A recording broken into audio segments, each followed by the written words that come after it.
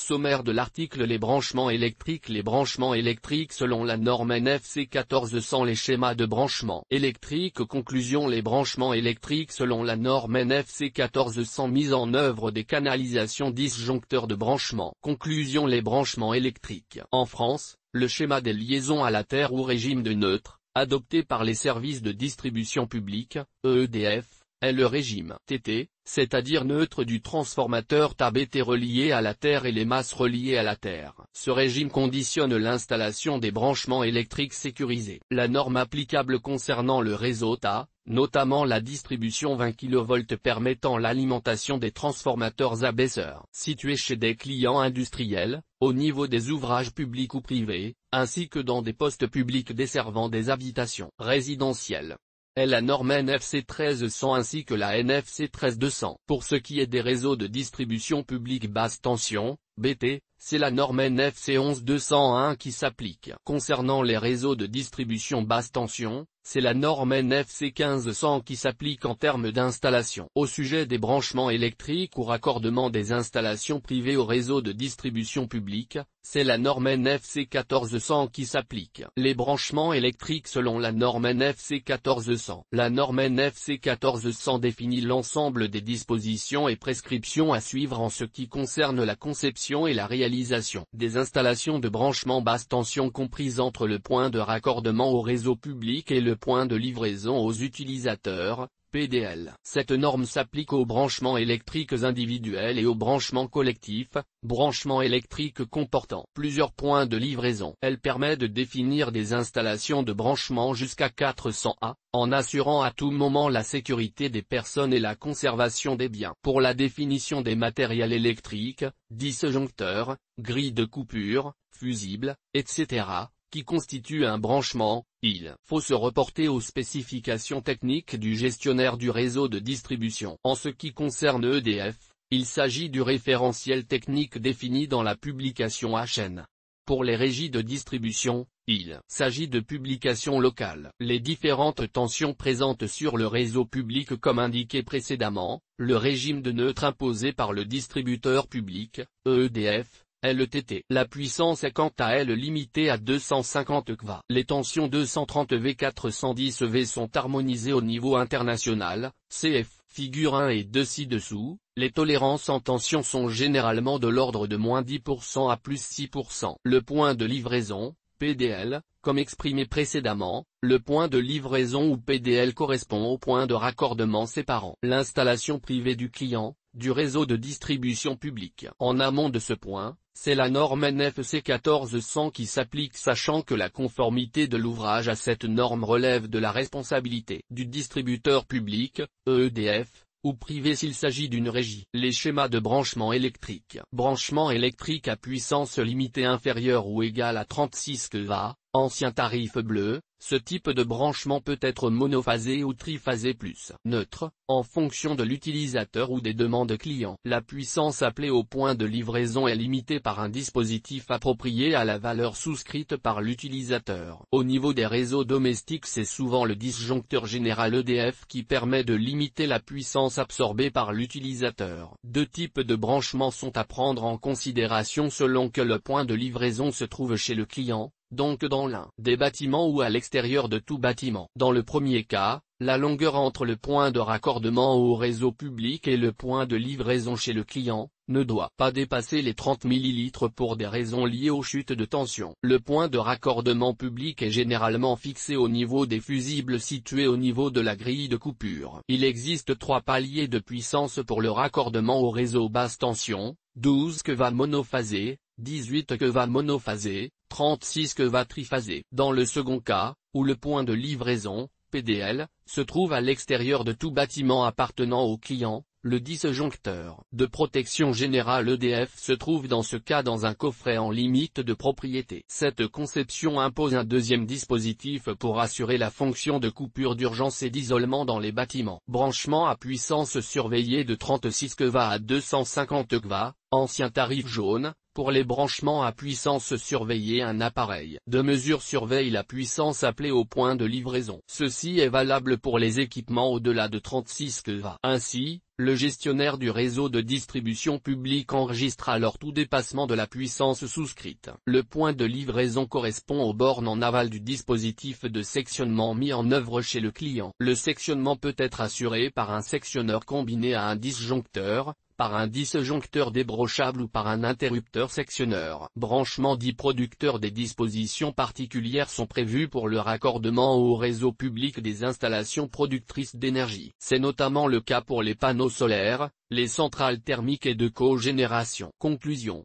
Le choix de souscription d'un abonnement électrique dépend de l'infrastructure du réseau de distribution publique. Par ailleurs, cela dépend également du type de fournisseur, public ou privé, des dispositions d'ordre technique. Elles sont liées notamment à la mise en œuvre du point de livraison. Parfois, cela dépend de la desserte du point de raccordement. Dans tous les cas, il est important de bien définir les limites géographiques d'application de la norme NFC 1400, que ce soit par rapport à la NFC 1500 et à la norme NFC 11201. Les considérations en termes de coûts sont également à prendre en compte vis-à-vis de la conception et la réalisation du réseau propre à la NFC 1400. Dans un prochain article, nous développerons les caractéristiques physiques propres aux branchements tels qu'ils ressortent de la NFC 1400 et GT. Le disjoncteur de protection électrique. Les branchements électriques selon la norme NFC 1400. Au regard de la norme NFC 1400, il nous faut considérer les points techniques inhérents à la protection des circuits, protection contre les surcharges et les courts-circuits susceptibles d'être développés, ainsi qu'à la bonne tenue des câbles composant les canalisations. La norme NFC 1400 définit les règles de protection contre les surcharges et les courts-circuits au niveau des installations de branchement. Protection contre les surcharges. Pour le branchement à puissance limitée, c'est l'appareil général de commande et de protection, AGCP, qui assure la protection effective contre les surcharges. Pour le branchement à puissance surveillée, ce sont les fusibles situés en amont du dispositif de comptage qui assurent la protection contre les surcharges. Protection contre les courts-circuits. Les dispositifs de protection contre les courts-circuits sont assurés par les disjoncteurs ou les fusibles du réseau de distribution, les fusibles placés dans les coupes-circuits principaux collectifs. Ces dispositifs sont généralement spécifiés par le gestionnaire du réseau de distribution. Dans le cas d'un branchement à puissance surveillée, la sélectivité entre l'appareil général de commande et de protection, AGCP, et les fusibles installés sur le réseau de distribution publique est réalisée en utilisant les données de la NFC 1400. Pour le choix des appareils généraux de commande et de protection, AGCP, ainsi que le dimensionnement des canalisations, il est important de connaître les caractéristiques du réseau de distribution, notamment en termes de courant de court-circuit, ICC. La norme NFC 1400 donne les éléments techniques permettant le dimensionnement des ICC 3, ou IC3, au point de raccordement. On rappelle à toute fin utile que les valeurs des ICC exprimées sont établies en prenant en compte une résistivité, celle des matériaux conduisant l'électricité, calculée sous une température de 20 degrés Celsius. Les branchements à puissance surveillée. Concernant les branchements à puissance surveillée, le courant de court-circuit maximal à prendre en compte est de 22,5 kA en IC3. En effet, c'est avec cette valeur que doit être déterminé l'AGCP. Aussi, la technique de filiation, utilisation du pouvoir de limitation des disjoncteurs,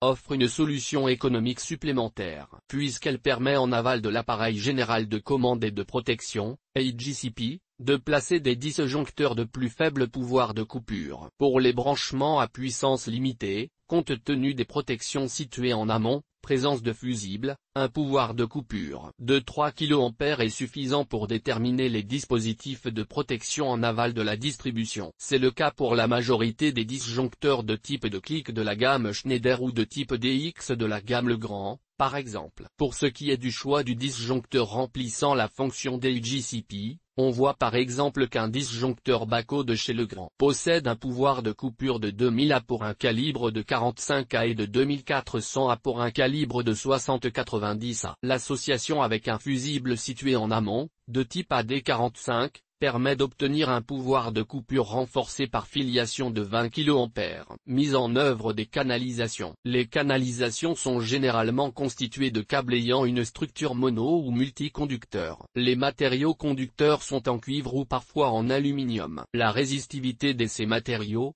qui dépend aussi de la température comme rappelé précédemment, montre qu'une résistance linéique, exprimée ml ou km par les fabricants, amène systématiquement des chutes de tension en ligne pouvant parfois perturber le bon fonctionnement des récepteurs. Le passage d'un courant électrique dans ces mêmes conducteurs va également amener des échauffements du fait des déperditions de chaleur par effet thermique. Ces effets thermiques sont de plus proportionnels au carré du courant électrique. Le dimensionnement des câbles doit donc tenir compte des courants admissibles en fonction du mode de pose, cf tableau 52C, 52G. 52H et 52 joules de la NFC 1500, des chutes de tension maximales admissibles indiquées dans le NFC 1400, du courant d'emploi, des sections minimales prescrites dans la NFC 1400, des protections contre les surintensités, de leur température maximale admissible, des contraintes électromécaniques susceptibles de se produire en cas de court-circuit, de la valeur maximale de l'impédance des circuits permettant d'assurer le fonctionnement de la protection contre les défauts et les courts-circuits, branchement à puissance limitée. Pour les branchements à puissance limitée, le dimensionnement des canalisations est calculé à partir du courant assigné de l'appareil général de commande et de protection, AGCP, par exemple disjoncteur Bako bipolaire calibre 45 de chez Legrand ou son équivalent,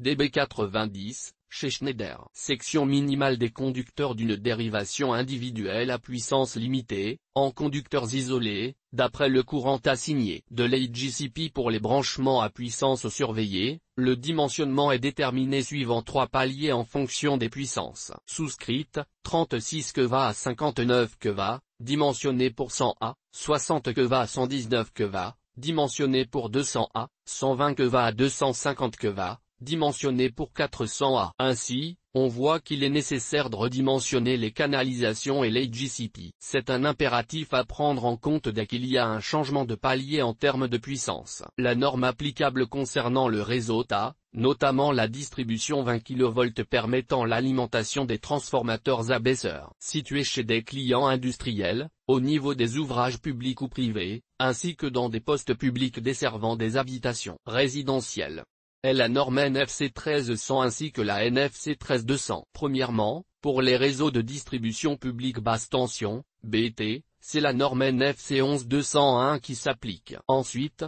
pour les réseaux de distribution basse tension, c'est la norme NFC 1500 qui s'applique en termes d'installation. Enfin, pour ce qui des branchements au raccordement, des installations privées au réseau de distribution publique, c'est la norme NFC 1400 qui s'applique. Disjoncteur de branchement. Les branchements électriques à puissance limitée, le disjoncteur reste obligatoire pour le sectionnement et la protection des personnes. Utilisé en tête d'installation d'abonnés, puissance limitée, il permet d'assurer la protection contre la surcharge et les courts-circuits. Le disjoncteur DB90 instantané, de Schneider, protège les personnes contre les contacts indirects et les installations contre les défauts d'isolement. Le DB90 sélectif assure en plus une sélectivité totale avec les dispositifs différentiels à haute sensibilité 30 mA.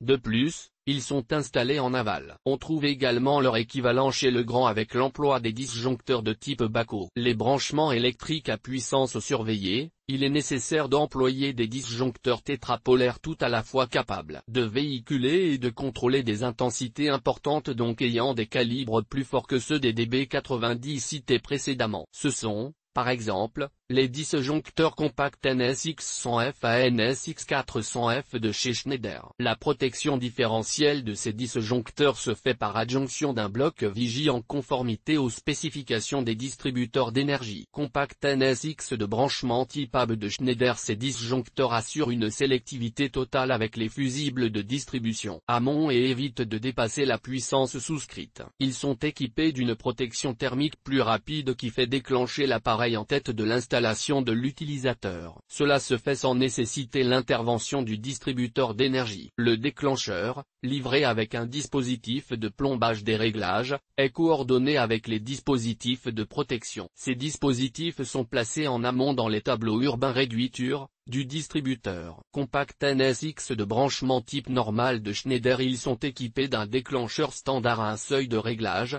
type TMD ou micrologique, autorisé par les distributeurs d'énergie (EGT). L'offre Compact NSX Schneider Electric. Conclusion. Il est souvent assez aisé de définir les protections IGCP et les canalisations lorsqu'il s'agit d'une installation à puissance limitée. Il faut systématiquement se baser sur les éléments prescrits par la norme NFC 1400 de façon notamment à bien dimensionner les câbles. Et ce dès que la puissance devient plus importante, dans le cas de branchement à puissance surveillée. EGT. EDF Tempo, comment en profiter ?